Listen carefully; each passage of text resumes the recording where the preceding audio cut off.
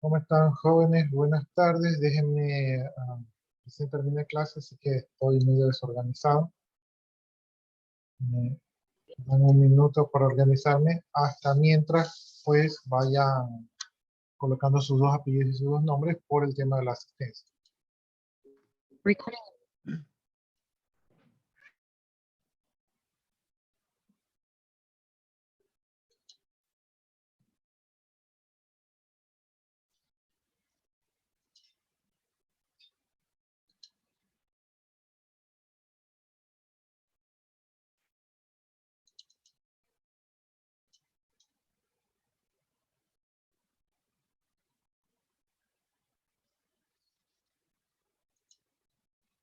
Hoy estamos 7 de enero del año 2022. Ya llevamos 2 años de pandemia.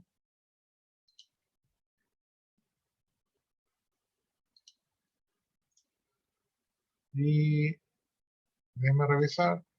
Nos habíamos quedado en el acceso a la información pública. Entonces vamos viendo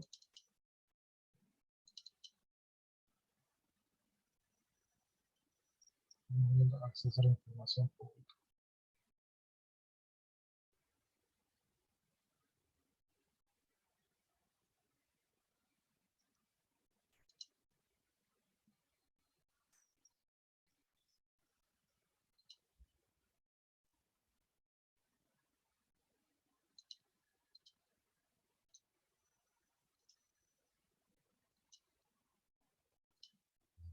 Tenemos clase hasta las 3:15.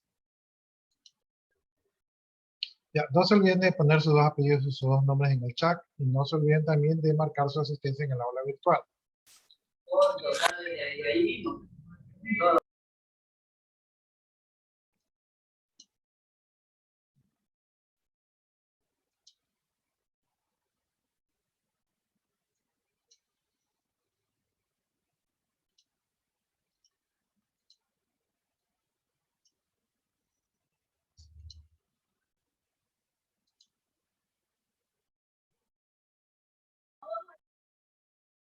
Hoy es la sesión del día viernes.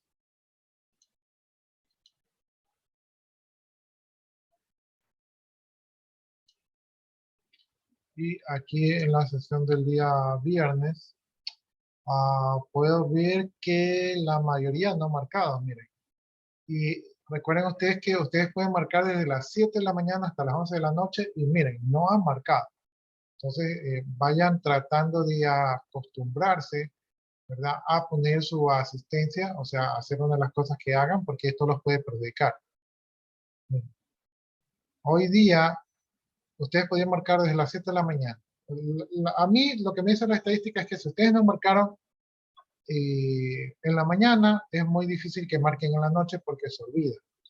¿Sí? Entonces, yo les recomendaría que tengan una mejor costumbre de marcar. Porque ahorita solamente 2 compañeros suyos han marcado y el resto no han marcado. Eso está mal, te están perjudicando.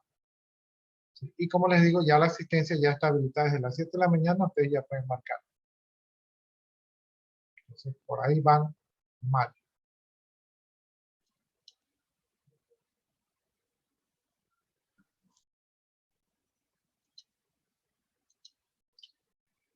Bien, nos habíamos quedado en el acceso a la información pública.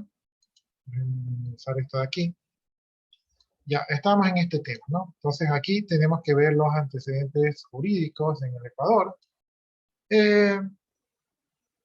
Bueno, en el Ecuador, ¿verdad? En el Ecuador se hace un reconocimiento al derecho humano fundamental. Esto fue en la Convención Americana de los Derechos Humanos allá por el año de 1948. Entonces, allí el Ecuador pasó a formar parte de la Organización de los Estados Americanos, la OEA, ¿verdad? Y ahí aceptaron entonces el derecho fundamental. Dentro del derecho fundamental, ¿verdad? Y en nuestra Constitución del Ecuador, en el artículo 18, numeral 2, indica que toda persona, de forma individual o colectiva, tiene derecho a acceder libremente a la información generada en entidades públicas o en las entidades privadas que manejen fondos del Estado o realicen funciones públicas. No existirá reserva de información, excepto en los casos expresamente establecidos en la ley. En caso de violación a los derechos humanos, ninguna entidad pública negará la información, ¿no? Entonces, el derecho, ¿cómo, cómo están jóvenes? Parece que hubo una falla en la conectividad y me parece que, no sé si ustedes se quedaron en la sala y yo solamente me perdí.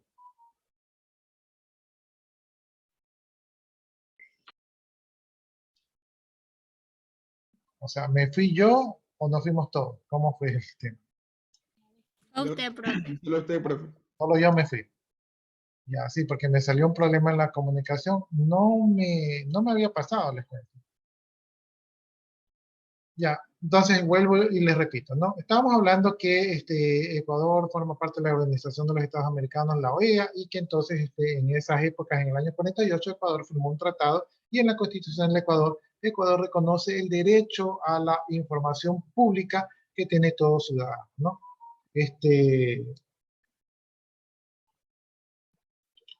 Bueno, entonces hasta ahí estamos claros que el derecho a la información pública es un derecho que está garantizado en la Constitución del Ecuador. Ah, ahora, en el año 2003, ¿verdad? En el año 2003, porque todo el mundo dice, sí, sí, sí, la información es un derecho, pero realmente eso no se respetaba mucho. Entonces, en el año 2003, pues, la OEA hace un llamado, pues, a los países que conforman, ¿verdad? Para que realmente no solamente esto sea en papel, sino que realmente se haga respetar el derecho que tienen las personas para acceder a la información pública y entonces que se legisle a favor de que este derecho sea reconocido y que sea aplicable de manera efectiva, ¿no? Tanto es así que en el año del 2004, ¿verdad? Ecuador aprueba la Ley Orgánica de Transparencia y Acceso a la Información Pública. Entonces, esta ley norma los procedimientos administrativos y judiciales para poder acceder a la información que está generada por las instituciones del Estado y, ojo que esta parte es importante también, y existen entidades privadas, cuando las entidades son privadas, dicen, no, mi información es privada, yo no tengo por qué compartirla, pero si la información que manejan estas empresas privadas, ¿verdad? Es una información facilitada por entidades públicas, entonces esa información también puede ser consultada. Entonces una entidad privada no puede negarse a compartir una información que viene que tiene un carácter de público, ¿sí? Entonces, es importante que conozcamos estos derechos. Bien, obviamente que existe cierta información, ¿verdad? Que no se la da a conocer, existe cierta información que tiene el carácter de privado por la seguridad del país, entonces existen ciertas restricciones para la información pública, ¿no? O sea, no todo es abierto, o sea, hay cierta información que se maneja de manera restringida.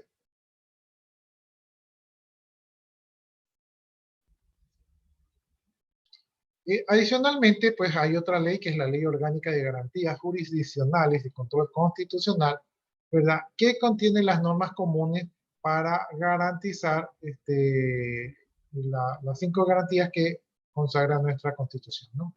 Uno de los principios reactores para el acceso a la información pública, ¿verdad? Es la expresión de libertad dictada por la Corte Interamericana de los Derechos Humanos en el año 2011. Entonces, esta expresión dice que establece 2 principios rectores del derecho de acceso a la información pública, ¿no? Que es la máxima divulgación y la buena fe, ¿verdad? La Constitución de la República del Ecuador, en el artículo 11, establece como principios rectores de los derechos fundamentales la igualdad, directa e inmediata aplicación e inclusión, gratuidad y transparencia, ¿no? Entonces, estos son los principios rectores del acceso a la información pública, ¿no? y esto está garantizado por la Ley Orgánica de Transparencia y Acceso a la Información Pública. Eh, yo creo que sí es destacar que el gobierno de esa época efectivamente sí consideró y tomó e hizo cumplir esta parte de la ley, ¿no? Eso hay que admitirlo, que esta parte mejoró en esos años con respecto al acceso a la información pública. Bien, ¿cómo solicitar acceso a la información pública? Entonces, para eso la Ley Orgánica de Transparencia y Acceso a la Información Pública considera dos procedimientos, ¿no? El primer procedimiento es vía administrativa, ¿verdad? Y por vía judicial. Entonces, esta última, ¿verdad? Está consagrada como una garantía jurisdiccional dentro del artículo 91 de la Constitución de la República del Ecuador. Es decir, que podemos hacerla por las buenas y también podemos hacerla por las malas. Por la vía administrativa, simplemente tenemos que hacer un escrito, ya sea de manera personal o natural, o sea, como persona natural, o como persona jurídica ante el titular de la institución que posee la información, ¿no? Y esto deberá contener los datos de, en este caso, la persona que solicita, con los detalles de lo que se solicita.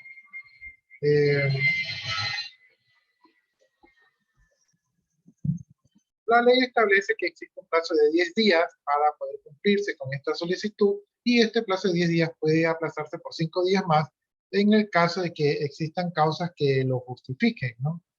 Que obviamente estas causas deben estar debidamente justificadas y comunicadas al solicitante. En el caso que una institución no cumpla estos plazos o simplemente se niegue a facilitarle la información, ¿verdad? Entonces ahí ustedes pueden ir por la segunda vía, que es el proceso legal, es decir, que toman acción constitucional por el acceso a la información, ¿no? Entonces, aquí estamos viendo que la ley de acceso a la información pública es fácil, es relativamente fácil acceder a la información pública. En la práctica, yo creo que las instituciones no están acostumbradas a que le den información y también en la práctica, pues los plazos no se cumplen como deberían cumplirse, ¿no? Entonces, en la práctica se distancia un poco de lo que está aquí en la ley.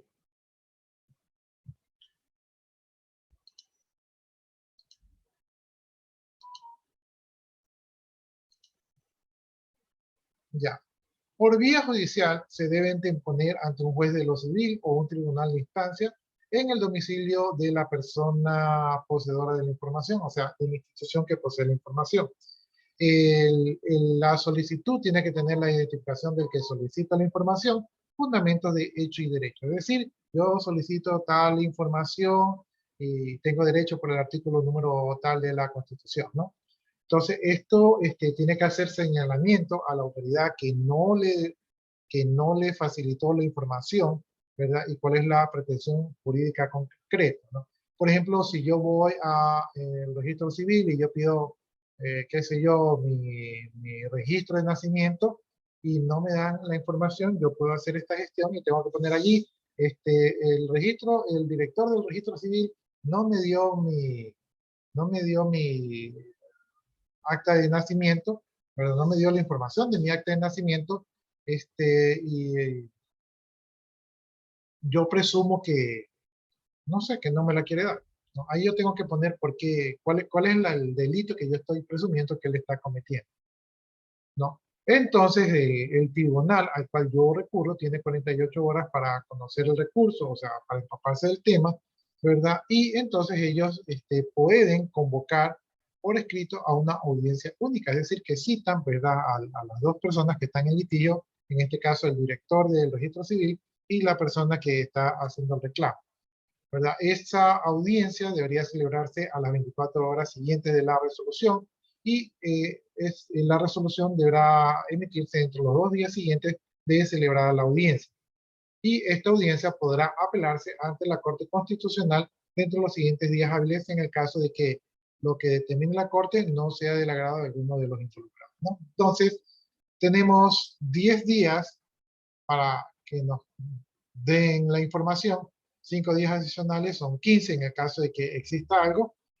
De ahí yo puedo ir al juez de lo civil ¿verdad? Para eso son 2 días adicionales, 48 horas para que el juez de lo civil tome asunto, 24 horas siguientes para un juicio de conocimiento, ¿verdad? 24 horas más para la resolución y 2 días más para 2 días más para la audiencia y 3 días hábiles para el reclamo, para la apelación. En total eso suma más o menos como 25 y pico de días, no lo sumé completamente, y eso sería genial si es que en la práctica sucediera así, pero por los temas de la burocracia y demoras y tantas cosas que se inventan, eso es un poco difícil que se cumpla, ¿no? Pero teóricamente así debería de funcionar, ¿no?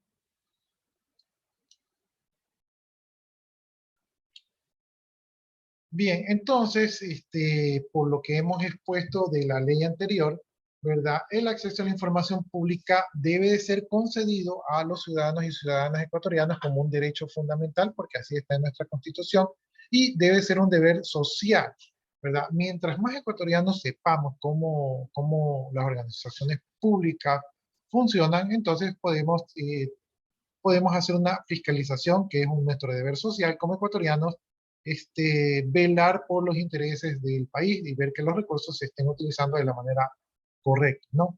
Entonces, esto a la final debe terminar con un ejercicio de democracia transparente en la función pública, es decir, que los funcionarios públicos se sepan qué están haciendo y por qué lo están haciendo, y de esta manera estar todos tranquilos, ¿no? Por lo tanto, se exige una participación más activa, en este caso el Consejo de Participación Ciudadana y Control Social, así como de la Defensoría del Pueblo, para que estas entidades que fueron creadas para estar vigilantes, ¿verdad?, de todo este proceso de acceso a la información pública, sean los promotores, ¿verdad?, y sea un mecanismo social que pueda garantizar la transparencia en los actos del Estado ecuatoriano. Esto es porque yo como ciudadano, si yo quiero demandar al registro civil, seguramente el registro civil se va a reír de mí, pero si yo acudo al Consejo o a la Defensoría del Pueblo, entonces estas entidades, como tienen un poder institucional más fuerte, ellos pueden ser los que me acompañen en el proceso de demandar a una entidad pública, ¿no?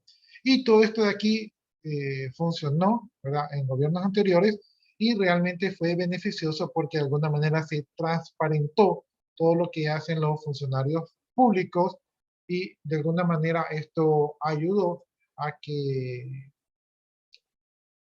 evitar la corrupción.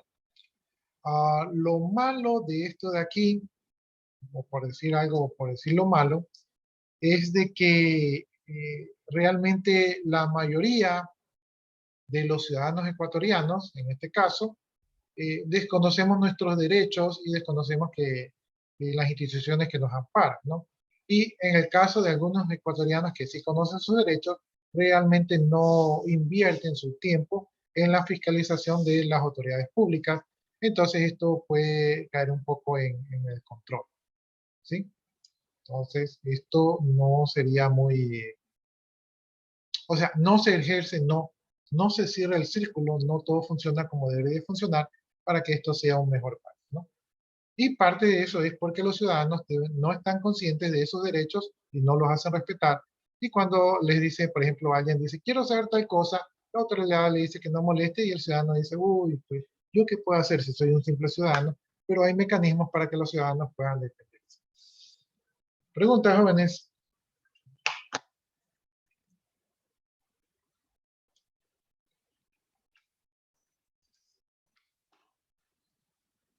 Preguntas, inquietudes, jóvenes.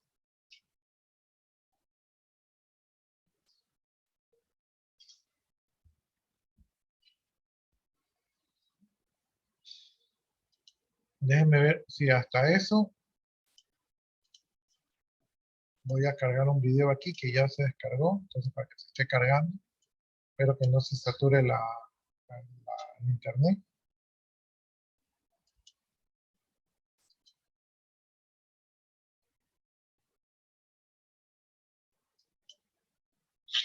Ya.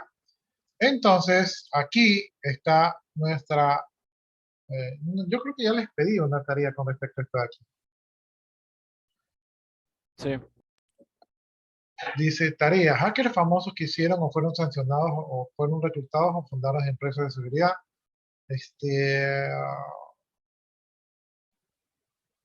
No sé si ponerles esta tarea porque ya les envié la otra de los hackers del Ecuador.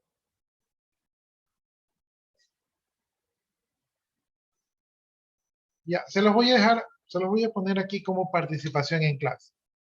Entonces, el que quiera participación en clase, averigua esto de aquí y en la siguiente clase lo comparte. O sea, se puede tomar 1 o 2 minutos, no tiene que ser algo elaborado, sino que simplemente nos comenta o nos comparte algún dato sobre los hackers, ¿verdad? Que fueron sancionados, reclutados o que fundaron empresas de seguridad. Entonces, lo voy a compartir en el chat, ya, para que ustedes tengan como algo que pueden realizar para participación en clase. ¿Sí? Vale, no se vale hablar del mismo hacker. O sea, si 2 personas hablan del mismo hacker, solamente la que lo hizo primero tiene el punto de actuación en clase.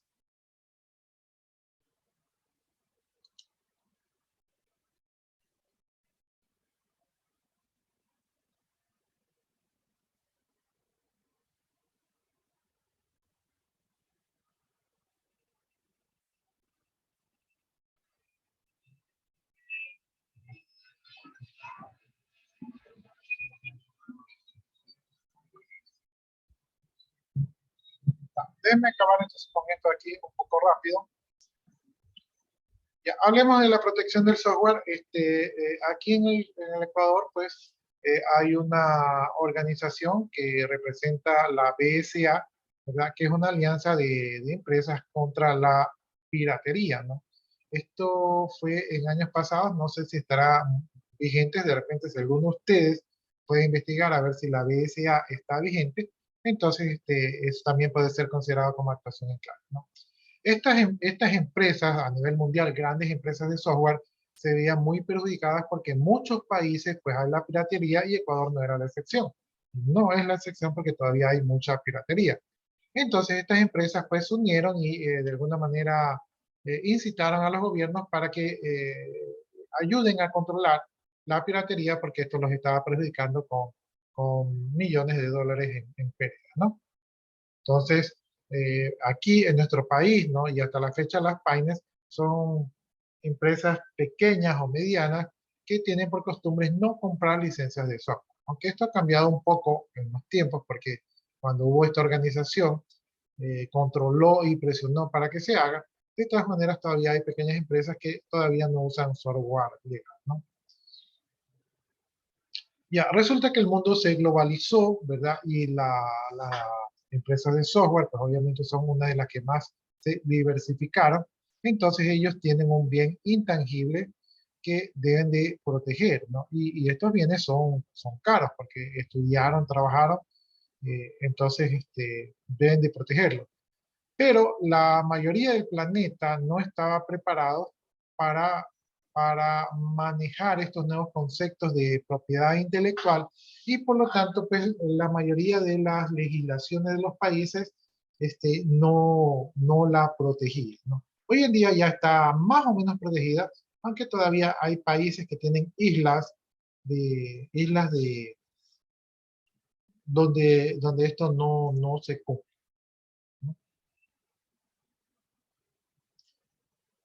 Bien, aquí en el Ecuador, nuestro Estado, ¿verdad?, ha asumido la responsabilidad de vigilar y perseguir las infracciones de los derechos de propiedad intelectual, ¿verdad? Entonces, ya se ha creado la ley de propiedad intelectual. La ley de propiedad intelectual se divide en la propiedad de la industria, ¿verdad?, en los derechos de autor y derechos conexos. Realmente aquí la ley de propiedad intelectual salió más por el lado de la música, de los autores y compositores. Por allí es que estos gremios presionaron para la ley, pero también sirve para lo que tiene que ver con el software. Estas leyes protegen las patentes, las marcas y los derechos de autor. Las patentes son inventos que de repente todavía no se desarrollan, pero que ustedes patentan para que no sean robados, ¿no? Una patente podría ser algo así como poder fabricar, no, qué sé yo, poder fabricar, poder cultivar algo en la agricultura, eso podría ser patentado.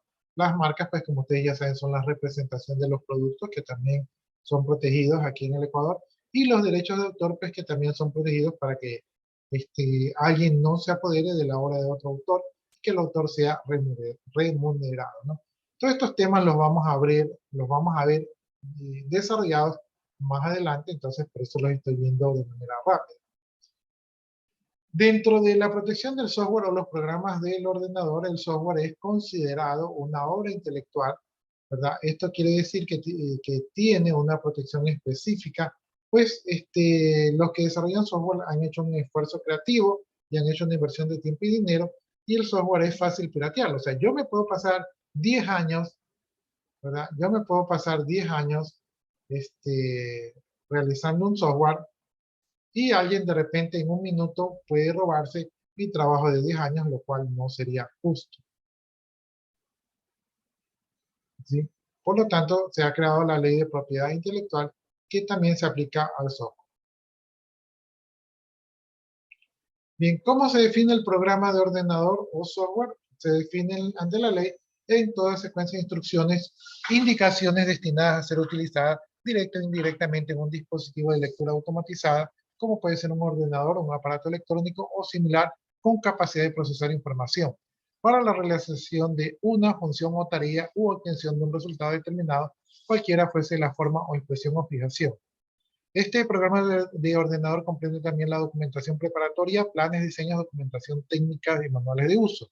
Esta definición que está en la ley es muy buena porque cubre las instrucciones, o sea, no es el software cuando ya está en la computadora, sino si usted lo tiene en papel, lo cubre. También cubre el software si va a trabajar en un aparato electrónico, o sea, no necesariamente tiene que ser una computadora. Entonces, si yo creo este aparato como para qué sé yo, un dispositivo que controle la puerta, también estaría protegido. Eh, También el software está protegido si está en un disco duro o está en un papel o está en un plano. Todo eso está protegido. Incluso la documentación preparatoria, los diagramas de flujo, los diagramas top-down, ¿verdad? Todos los diseños previos y la documentación técnica también están protegidos por la ley. Entonces, este concepto es muy bueno porque protege el software en todos estos aspectos de aquí, ¿no? O sea, es una buena definición que protege el software. Bien, la misma ley dice que los programas de ordenador se consideran obras literarias y se protegen como tal. Dicha protección se otorga independientemente de que haya sido incorporados al ordenador. O sea, si usted tiene un software, así no está en el ordenador, igual está protegido. Y cualquier sea la forma en que estén expresados, ya sea de forma legible, o sea, código fuente, o forma ilegible, código de máquina. Es decir, que su software o su derecho intelectual está protegido tanto si usted lo tiene en código fuente, que es más fácil robarlo, o si lo tiene en código objeto, también está protegido ante la ley. Sean programas operativos o programas aplicativos, incluyendo diagramas de flujos, planos, manuales de uso, y en general aquellos que conforman la estructura, secuencia de organización del programa. Es decir, todo lo previo a esto de aquí estaría autorizado, ¿no?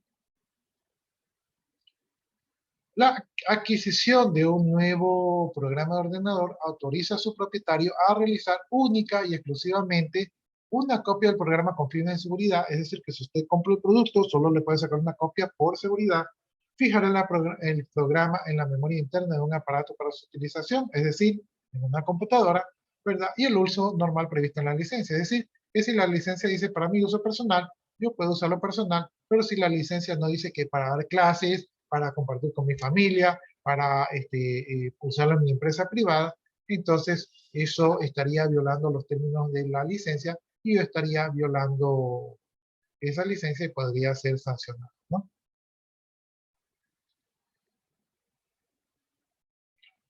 Ya dice, para cualquier otra utilización de reproducción con fines personal o aprovechamiento del programa para varias personas, redes u sistemas análogos, se requiere la autorización del titular de los derechos. y la autorización se traduce por lo general en una licencia de uso. Entonces, yo tengo que tener una licencia para usar específicamente en lo que estoy queriendo realizar. La infracción de los derechos de propiedad intelectual da permiso o permite comenzar acciones legales previstas en la Ley de Propiedad Intelectual, y estas acciones pueden ser civiles, administrativas y penales, ¿no? Entonces pueden ser de dinero o pueden ser también penalizadas. En las sanciones civiles dice que hay indemnización por daños y perjuicios. En las acciones penales dice que va desde 500 a 5.000 unidades de valor constante, es decir, el sueldo básico unificado, ¿verdad? Entonces 500 sueldos básicos unificados es bastante, y yo ahí como que no tiene mucho sentido piratear, que la sanción es muy alta. Y las sanciones administrativas que pueden ir también de 20 a 70 VC, ¿verdad? Que son el sueldo unificado, o la adopción de medidas precautelares que pueden consistir en el cese inmediato de la actividad ilícita, es decir, que pueden cesar la actividad en la cual yo estoy involucrado, la suspensión de la actividad, la utilización, exportación, venta, oferta, exportación, importación, reproducción, comunicación, distribución, según proceda. Es decir, que si yo tengo algún tipo de negocio, mi negocio va a quedar paralizado, ¿verdad? Si incurro en la piratería, y cualquier otra que evite la continuación o la violación de los derechos humanos. Es decir, que si yo, por ejemplo, no tengo ninguna de estas actividades, pero de alguna manera yo estoy siguiendo, beneficiándome, ¿verdad?, de esa piratería, esas actividades también van a ser suspendidas, ¿no? Entonces, las multas son muy elevadas, ¿verdad? Y los riesgos son muy altos como para estar pirateando. Preguntas, jóvenes.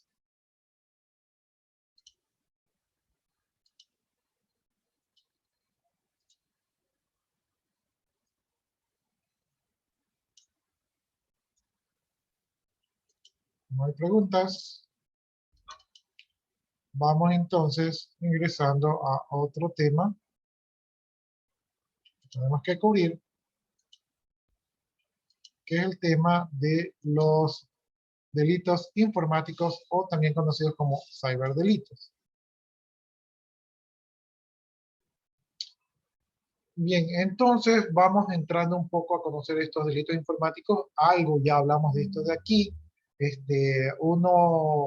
Cuando salió esto de los sistemas informáticos, uno pensaba que uno estaba seguro navegando en la red, pero resulta que los delincuentes ahora utilizan las tecnologías de información y comunicación, denominadas TIC, como, como aprovechamientos, ¿verdad?, para que los ciberdelincuentes puedan crear delitos, ¿no? Entonces, realmente la mayoría de los usuarios del Internet son usuarios que no tienen muchos conocimientos tecnológicos, y los ciberdelincuentes tienen muchos conocimientos tecnológicos, de tal manera que se aprovechan, ¿no? Prevenir y sancionar las conductas ilícitas que afectan a los sistemas de informáticos, a los sistemas de datos, o a secretos de comunicaciones, o a patrimonios, o a la fe pública, o a la libertad sexual, ¿verdad? Son temas a los que se dedican estos ciberdelincuentes, los cuales, dado que utilizan el Internet, pueden utilizar lo que es el anonimato, ¿verdad? El Internet permite cometer estos actos con anonimato, donde ellos pueden realizar actos delincuenciales eh, de manera fácil, ¿no? Por lo tanto, vamos a ver un poquito de la historia y cómo se ha ido desarrollando y evolucionando estos temas de los delitos informáticos, como para entender un poco cómo funciona. Bien, entonces, allá por los años 50, ¿no?, así como dice la canción, allá por los años 1600, allá por los años 50, hubo una guerra tecnológica entre lo que era Estados Unidos y la Unión Soviética durante la famosa Guerra Fría, ¿no? Y la Unión Soviética iba un poco adelantado en los temas modernos, ¿verdad?, de la guerra, y ellos lograron poner su satélite en el año 57. Entonces, en ese año, el presidente Eisenhower, ¿verdad?, ordenó al Departamento de Defensa la creación de una agencia avanzada para poder realizar estudios de material médico y comunicaciones, ¿no? Entonces se creó pues el ARPA, el Advanced Research Project Agency, o Agencia de Investigación de los Proyectos Avanzados. Allí, dentro de esta agencia, pues, se creó, el- el- el- se presentó en el Departamento de Defensa la creación de la ARPANET. La ARPANET fue una red ARPA, ¿verdad?, que iba a servir para las comunicaciones militares. Era una red de comunicación militar, ¿no? En esa época, pues, las comunicaciones eran por teléfono o por, ¿cómo es que se llama? El código Morse, ¿verdad? Entonces así eran las comunicaciones y estas comunicaciones no eran tan rápidas y tampoco podían ser tan seguras. Entonces la idea era conectar computadoras a una red para que las computadoras tengan la misma información en un tiempo aceptable. Los científicos de la ARPANET demostraron que el sistema era operativo y crearon una red de 40 puntos conectados en diferentes localizaciones. Entonces, esto de aquí dio origen, ¿verdad?, a lo que hoy en día conocemos como la red, ¿no? En 1982, ARPANET adoptó el protocolo TCP/IP, que es el protocolo de transmisión y control protocolo, y el protocolo de Internet combinado, ¿verdad? Y este protocolo de Internet, junto con la red ARPANET, siguió desarrollándose hasta que se convirtió en lo que conocemos hoy en día como la Internet, ¿no? Entonces esto tuvo un origen militar y después pues se convirtió en una red de uso general. Bien, una de las primeras definiciones de delitos informáticos fue en el año 83, cuando la OCDE, Organización de Cooperación para el Desarrollo Económico, definió que cualquier comportamiento antijurídico, no ético o no autorizado relacionado con el procesamiento automático de datos y o transmisión de datos, ¿no? Entonces aquí ya se hizo una pequeña definición de lo que eran los delitos informáticos. En estas épocas hubo un caso de un troyano que fue conocido como el primer virus masivo, fue reportado por la IBM en el año 84, ¿no? Y entonces esto fue uno de los primeros virus y por eso se vio la necesidad de contar con una ley específica para los sistemas informáticos dentro de las instituciones públicas, ¿no? Porque hasta ese entonces no había una legislación en Estados Unidos contra esto de aquí. De esta manera, los delitos informáticos, que son actos cometidos a través de las TIC, ¿verdad?, las tecnologías de información y comunicación, que pueden afectar bienes jurídicos que están protegidos, ¿verdad? Y estos bienes jurídicos pueden ser el patrimonio, o la intimidad, o la integridad física, o la integridad lógica de los equipos de cómputo, y o páginas web.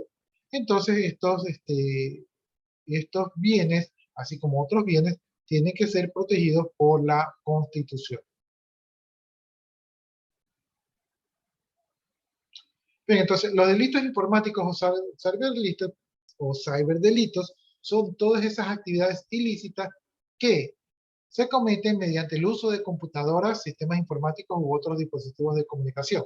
Es decir, la informática es el medio o instrumento para realizar el delito, ¿no? Este es un punto de vista. Otro punto de vista es que tienen por objeto robo de información, robo de contraseñas, fraudes a cuentas bancarias, etcétera, ¿no? Entonces, esto es cuando el objetivo de delito, pues, hacia la información, ¿no? El delito informático ciberdelito son los nuevos verdugos de la sociedad, ¿verdad? Porque las tecnologías van evolucionando y mientras estas evolucionan, los delitos también van evolucionando y van creciendo, ¿no? Entonces, ya lo decía Steve Jobs, que un ordenador es una herramienta más sorprendente, que es un ideal y es equivalente a la bicicleta para las niñas. Eso decía Steve Jobs, ¿no?, que es una super mega herramienta. Bien, quedamos con esto último. Dice, una definición de acuerdo a Gustavo Raúl Sainz dice que en la actualidad no existe un consenso global de la relación entre este tipo de conductas ilícitas y el ámbito de derecho como en la criminología. No, la ausencia de una definición específica se demuestra que a partir de diferentes denominaciones que reciben este tipo de conductas, Entonces, nosotros para los delitos tenemos delitos informáticos, crímenes cibernéticos, delitos relacionados con las computadoras, delitos electrónicos, crímenes de computadoras, cibercrimen, delitos telemáticos, entre otros. Es decir, tenemos muchos términos para definir lo mismo, ¿no? Y esto ocurre en muchas legislaciones del mundo. Bien, entonces lo que toca es que las sociedades pues se entren a la cultura de la nueva era digital, porque los delitos, los ciberdelitos, se van a diferenciar entre delitos informáticos, delitos computacionales y delitos electrónicos, ¿no? Entonces hay que estar al día para saber bien las denominaciones para poder identificar los delitos, porque si nosotros no podemos identificar específicamente los delitos, ¿cómo vamos a poder sancionarlos si no sabemos de qué se trata? Ya. Nos vamos a quedar por ahí, jóvenes. No sé si alguno de ustedes tiene alguna pregunta, duda, inquietud. ¿Sí? Estábamos hablando un poquito de la historia, ¿verdad? Entonces, no sé si tienen alguna anécdota, inquietud, duda, antes de terminar la clase. No. Ya. Entonces, yo creo que nos vamos a quedar por allí para no avanzar en otros conceptos hasta la siguiente clase que tenemos un poquito más de tiempo. Yo voy a ver.